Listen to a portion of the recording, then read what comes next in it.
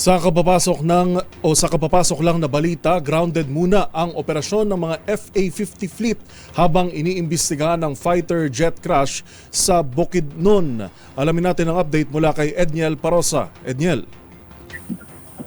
Joel, kinumpirma ng Philippine Air Force na sinuspende muna nito o pansamantala muna nitong inihinto itong lipad ng FA-50 fleet ng Hanay.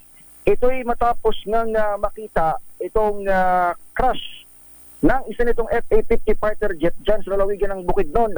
Inanunsyo ni PAF spokesperson Colonel Bon Castillo na inilagay muna sa grounded operations itong FA-50 fleet matapos makita maging yung mga nawawalang piloto na nakitang patay na sa loob mismo ng aircraft. Sabi ni Castillo, nagpapatuloy itong malalaming investigasyon sa sinapit ng FA-50 na unang pinalipad sa Tactical Night Operation bilang suporta sa 4th Infantry Division. Tiniyak naman ng hukbo ang tulong sa mawulilang pamilya ang mga nasawi nitong tauhan.